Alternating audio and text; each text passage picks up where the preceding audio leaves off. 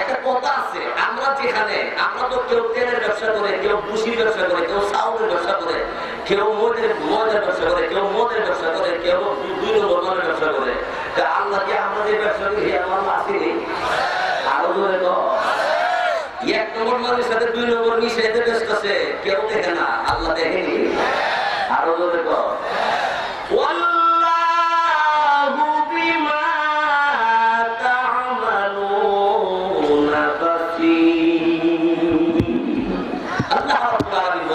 তোমরা যা করো আমি তার নিজে দেখি। জোরে করে সুবহানাল্লাহ। আর আয়াতের মধ্যে আল্লাহ বলেন সূরা আনকাবুতের মধ্যে বলেন ওয়াতুমা উহিয়া ইলাইকা মিনাল কিতাবি ওয়া আকিমিস সালাত ইন্নাস সালাতা তানহা আনিল ফাহশাই ওয়াল মুনকার ওয়ালাযিকরুল্লাহি আকবার ওয়াল্লাহু ইয়া'লামু মা তাসমাউন।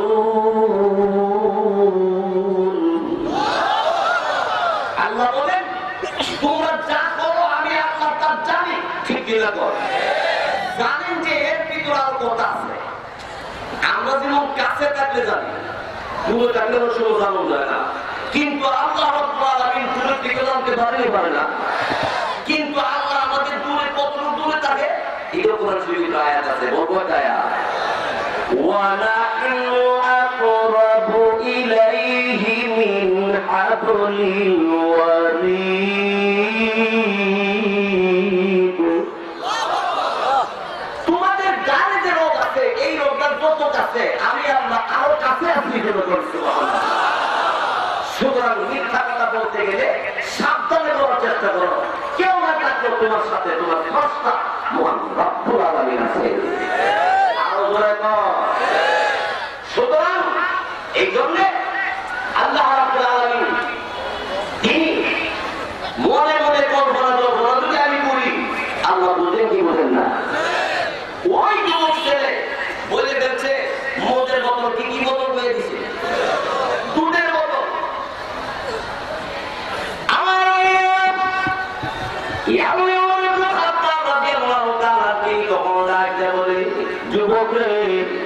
মদের বোতল হইলে তাই ভিতরে থাকতো, কিন্তু দুধের বোতল তোমার কাপড়ের নিচে কেন? কাপড়ের ভিতর থেকে তুমি সেই বোতল বের করো। এমনি যুবক মদের বোতল বের করছে, যদি তোরা পুরি ডাবল ফিটানি দিব আমাদের কি করি? এমনি যখন বললেন বোতলটা মুখ খুইলা তুমি টানো। এমনি যুবক ডালতে আরম্ভ করছে। যখন ডালতে আরম্ভ করছে, ডালতে দেখে মদ না 1 নম্বর দুধ বার হইতাছে। আরো দূরে করলাম সুবহানাল্লাহ। हमें याद करेंगे ओ हमें याद करेंगे क्योंकि बर्बादी को आबाद करेंगे। हमें याद करेंगे ओ हमें याद करेंगे क्योंकि बर्बादी को आबाद करेंगे। सुबहानाल्लाह सुबहानाल्लाह। कोई बोले আমরা যদি আল্লাহকে স্মরণ করার মতো স্মরণ করি তো আল্লাহ আমাদেরকে স্মরণ করে, এমন ভাবে স্মরণ করে নষ্ট দিলটা অপবিত্র দিলটাকে পবিত্র বানায় দেয়।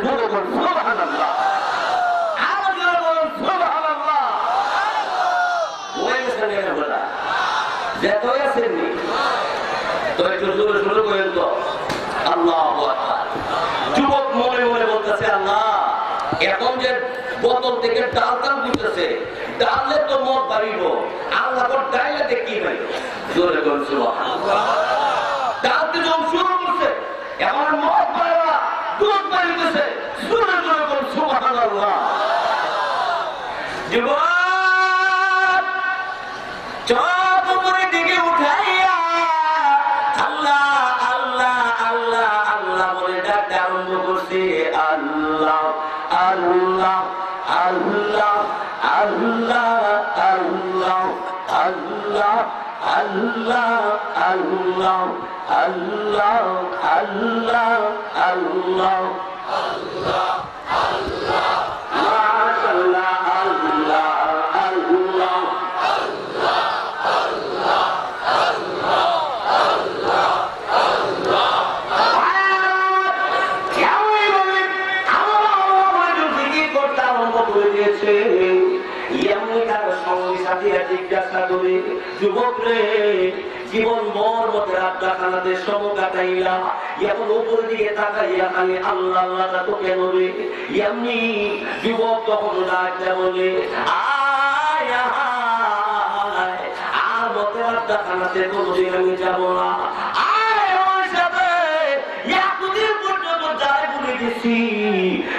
আমার রব্বুল আলামিন এতদিন পর্যন্ত চিনতে ভুল করেছি, এখন থেকে আর কোনদিন আল্লাহ রব্বুল আলামিন জিকির বাদ দিব না, আর কোনদিন ওদের আড্ডাখানাতে কোনদিন আমি যাব না।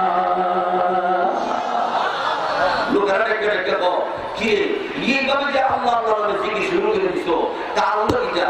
এইভাবে জিকির তো আরম্ভ করছে যুবক এবং ইতিহাসটা বিস্তারিত ভাবে বলছে যে দেখো আমি মদ নিয়ে দেখেছিলাম, কিন্তু ওর ভারতের হাত থেকে বাঁচবো কেমনে? আল্লাহকে ডাক দিছি, আল্লাহ মদের বদলকে দুধের বদল বানাই দিছি। ওই আল্লাহ এখন আছে, আরো ধরে কর আল্লাহ সামনে 2 বছর পর্যন্ত থাকবো। হ্যাঁ, এই কথাটা আল্লাহ কোরআন শরীফের ভিতরে একবার গ্যারান্টি দিয়ে বলে দিয়েছে। ওইটা নিয়ে একটা কুল্লু মান আলাইহা ফান। আল্লাহ রাব্বুল আলামিন বলেন যা আছে, যা দেখছো তোমরা, যা দেখতে পাও নাই, সব কিছু ধ্বংস হয়ে যাবে। ওয়া ইয়াবকা ওয়াজহু রাব্বিকা যুল জালালি ওয়াল ইকরাম। শুধুমাত্র বাকি থাকবে তোমাদের প্রতিপালক মহান আল্লাহ। জোরে বলেন কে বাকি থাকবে? হাসরের ময়দানে আল্লাহ রাব্বুল আলামিন মালাকুল মউত আজরাইল ফেরেশতাকে ডাকতে বলবে, আজরাইল তোমার দায়িত্ব দিয়েছিলাম জান কবজ করার জন্য, সব কাজ কি কমপ্লিট করেছো? সবার জান কি কবজ করেছো? আজরাইল ফেরেশতা তখন ডাকতে বলবে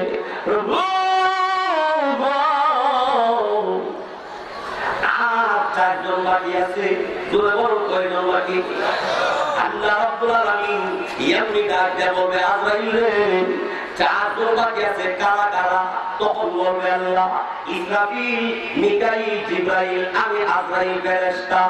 আল্লাহ তখন বলবে ওই আজরাইল, ইসরাফিলের জান কবজ করার জন্য তুমি যাও গো।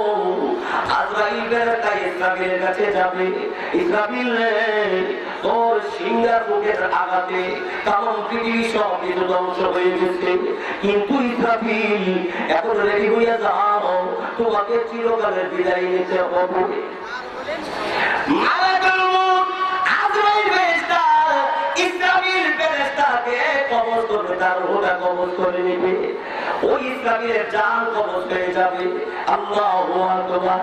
এরপরে আল্লাহ রাব্বুল আলামিন মালাকুল মউত আজরাইলকে জিজ্ঞাসা করবে, আজরাইল রে এখন আর কে বাকি আছে? মরণের কে বাকি আছে? ও আল্লাহ আর 3 জন বাকি আছি আমরা, কারা কারা? আমি আজরাইল আর জিবরাইল আর মিকাইল। আল্লাহ বলবে দেখো চিন্তা করে আর কেউ বাকি আছে? বলেন না আর কেউ নাই। আজরাইল যাও তুমি ওই মিকাইলের জান কবজ করো। মিকাইলের জান কবজ করে ফেলা হবে, মিকাইলের জান কবজ করবে মালাকুল মউত আজরাইল। এরপর আজরাইল ফেরেশতা বলবে আল্লাহ ইসরাফিলের জান কবজ করে ফেলেছি, মিকাইলের জানও কবজ করে ফেলেছি। আল্লাহ এখন আমরা 2 জন বাকি আছি, আমি আজরাইল আর জিবরাইল ফেরেশতা। আল্লাহ তখন বলবে ও আজরাইল এখন যাও ওই আজরাইল জিবরাইলের জান কবজ করে নিয়ে আসলো। জিবরাইলের জান কবজ করার জন্য আজরাইল রেডি হয়ে যাবে। আজরাইল জিবরাইলের জান কবজ করে ফেলবে, এমনি আজরাইল দাঁড়াবে, আল্লাহ রাব্বুল আলামিনকে ডাক দিয়ে বলবে, প্রভু আর বাকি নাই, সবার জান কবজ করে ফেলেছি। আল্লাহ রাব্বুল আলামিন এমনি তখন ডাক দিয়ে বলবে, মালাকুল মউত আজরাইল, দেখো তুমি আর কে বাকি আছি? এমনি তখন আজরাইল বলবে, আল্লাহ আমি আর তুমি বাকি আছি, আমি আছি আর তুমি আছো। জোরে বলুন সুবহানাল্লাহ। আল্লাহ বলবে সব সব মৃত্যুবরণ করছে, তুমি বাকি আছো। আল্লাহ বলবে ও মালাকুল মউত তুমি বাকি আছো। মালাকুল মউত আজরাইল বলবে, আল্লাহ তুমিও বাকি আছো। আল্লাহ বলবেন এই মালাকুল মউত আজরাইল, সব জান তুমি কবজ করেছো, তবে তুমি এখন রেডি হয়ে যাও, তোমার জান এখন কবজ করা হবে। মউতিয়া মালাকুল মউত, আল্লাহ হুকুম করবে, এমনি তার জান কবজ হয়ে যাবে, আজরাইলের মরণ হয়ে যাবে। চিন্তা করতে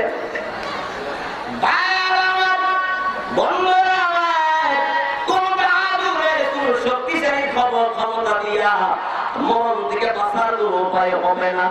এই জন্য মরণের আগে আগে আল্লাহ রাব্বুল আলামিনের বিধান মেনে মেনে রাসূলের তরিকা মতো চলে যাওয়ার তৌফিক আল্লাহর কাছে চান। আল্লাহর কাছে বলেন, আয় আল্লাহ তুমি আমাকে তোমার হুকুম তোমার নবীর তরিকা মতো পালন করার তৌফিক দান করো। সবাই বলেন আমিন, আরো জোরে বলেন আমিন। ভাইরা আমার, বন্ধুরা আমার, তো বলতেছিলাম যে ওই যুবক আল্লাহ রাব্বুল আলামিন আল্লাহ তার ডাকের জবাব দিছে না? আরো জোরে বল। আল্লাহকে ভয় করার মতো ভয় কইরা যখন কোন বান্দা আর বান্দি ডাক দিব, আল্লাহ তার ডাকের জবাব সাথে সাথে দিব। ঠিক কিনা? তো আরো জোরে বল। এই জন্য রাত মোটামুটি অনেক হয়ে গেছে, এত দীর্ঘ সময় আপনারা ঘন্টার পর ঘন্টা এইভাবে বসে বসে কোরআন হাদিসের আলোচনা উলামায়ে কেরামের জবানে শুনতেছেন। হয়তোবা আজকের মাহফিলে আমার আপনার জিন্দেগির গুনাহ আল্লাহ মাফ করে দিতে পারে কি পারে না? আরো জোরে বল। এমনও হতে পারে যে আজকের মাহফিল আপনার জীবনের শেষ মাহফিল হতে পারে। ঠিক কিনা বল? এই জন্য জীবনের শেষ মাহফিলের কথা মনে করিয়া মাহফিলের সুখ এখন থেকে নিয়ে বাকি যতক্ষণ পর্যন্ত চলবে আখিরি মোনাজাত পর্যন্ত এই মাহফিলে উপস্থিত থাকিয়া মোনাজাতে আল্লাহর কাছে তওবা করিয়া মাফ চাইয়া জীবনের গুনাহ মাফ করিয়া তারপর আমরা বাড়িতে ফিরতে চাই। আল্লাহ তৌফিক দান করুন। সবাই বলেন আমিন। ভাইরা আমার, বন্ধুরা আমার, তো আমি বলতেছিলাম যে মুমিন বান্দা যিনি হবে তার মধ্যে 5টা গুণ থাকবে। এর মধ্যে 1 নম্বর গুণ হইল যখন আল্লাহর নাম শুনবে তখন তার অন্তরে আল্লাহর ভয় সৃষ্টি হবে। ঠিক কিনা বল? আল্লাহর ভয় তার অন্তরে সৃষ্টি হবে। আরো জোরে বল। আর 2 নম্বর গুণ হচ্ছে যখনই আল্লাহ রাব্বুল আলামিনের বাণী কোরআনুল কারীমের তেলাওয়াত হবে তখনই তেলাওয়াত শুনলেই মুমিন যিনি হবে তার ঈমানের পাওয়ার বাড়বে। জোরে বলুন সুবহানাল্লাহ। ওয়া ইযা তুলিয়াত আলাইহিম আয়াতুহু যাদাতুহুম ঈমানা। যখনই কোরআন তেলাওয়াত হবে, কোরআনের আলোচনা হবে, মুমিন বান্দা শুনলেই তার ঈমানের পাওয়ার বাড়বে। জোরে বলুন সুবহানাল্লাহ। শুনে নিয়ম আছে না নিয়ম নাই? যেমন না কোরআন তেলাওয়াত হইলে কোরআনের আলোচনা হইলে কেমনে শুনবেন নিয়ম আল্লাহ কোরআনের ভিতরে বলে দিয়েছে। আল্লাহ বলেন ওয়া ইযা কুরিআল কুরআনু ফাসতামিউ লাহু ওয়া আনসিতু লাআল্লাকুম তুরহামুন। আল্লাহ রাব্বুল আলামিন বলেন যখন তোমাদের সামনে কোরআন পড়া হয়, কোরআনের আলোচনা হয়, তখন তোমরা মনোযোগের সাথে শুনবা। ফাসতামিউ লাহু, অত্যন্ত মনোযোগের সাথে, ওয়া আনসিতু, এবং চুপ থাকবা, লাআল্লাকুম তুরহামুন, তবেই তোমাদের উপরে আল্লাহর পক্ষ থেকে রহমত বর্ষণ করা হবে, রহমত নাযিল হবে। সুবহানাল্লাহ, সুবহানাল্লাহ। বন্ধুগণ, মিশরে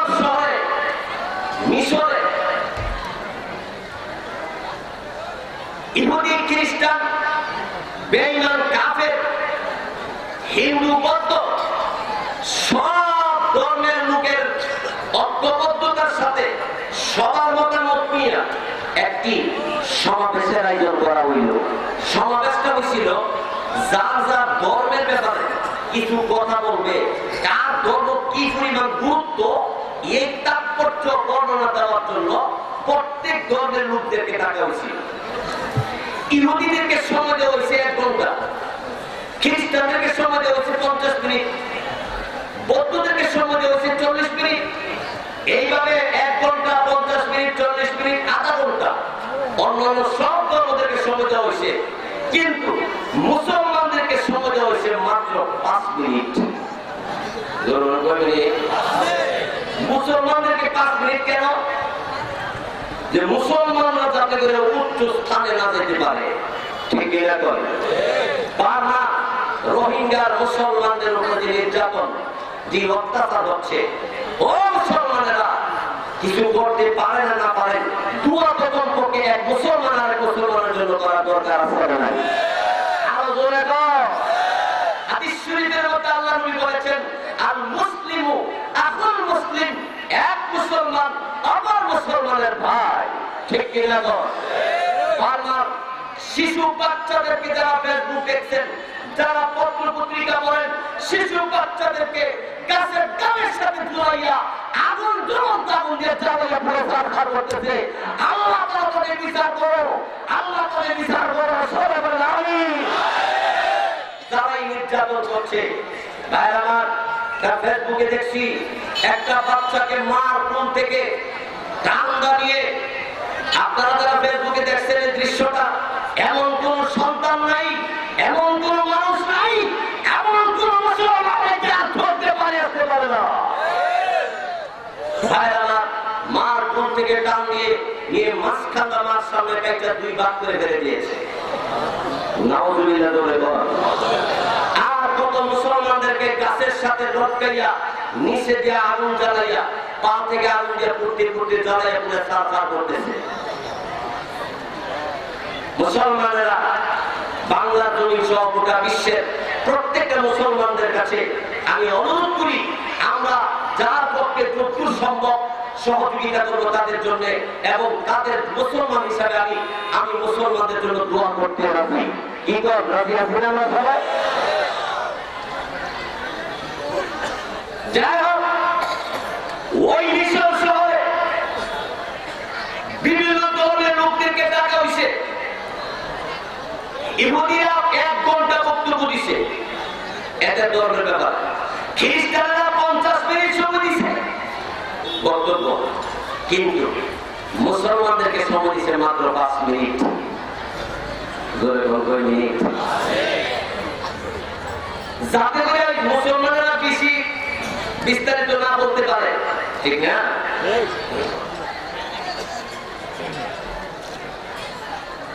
সব ধর্মের লোকেরা যার যার বক্তব্য দিছে, কিন্তু মুসলমানের জন্য সিরিয়াল আছে। মুসলমানদের পক্ষ থেকে কথা বলার জন্য দেওয়া হয়েছিল কারি আব্দুল বাসেত রাহমাতুল্লাহি আলাইহি, যার কণ্ঠ গোটা বিশ্বের প্রতিটা ক্রান্তিতে বাজে, ঠিক কিনা?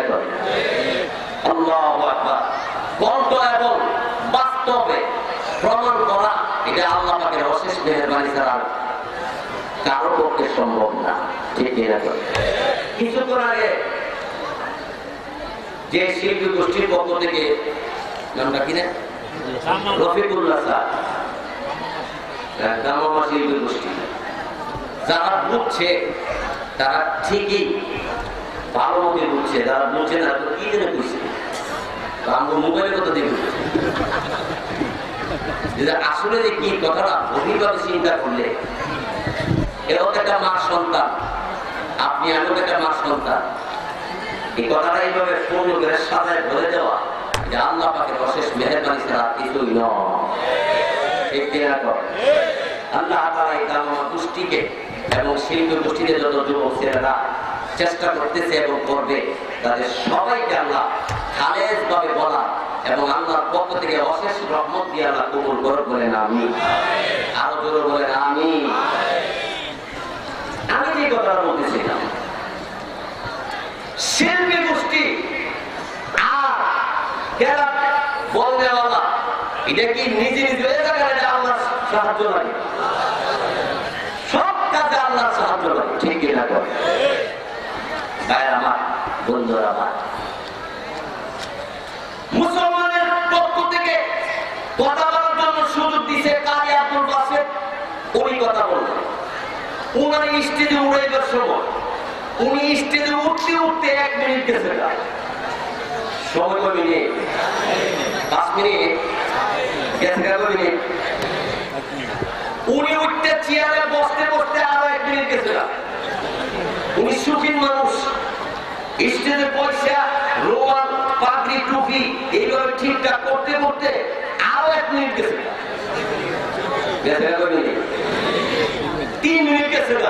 মুসলমানের যে কয়জন ছিল এরা ওনারা কেড়ে দিছিল, ওনার দিয়ে 10 মিনিট গেছে। এমনি সময় কম, আরো 3 মিনিট গেছে।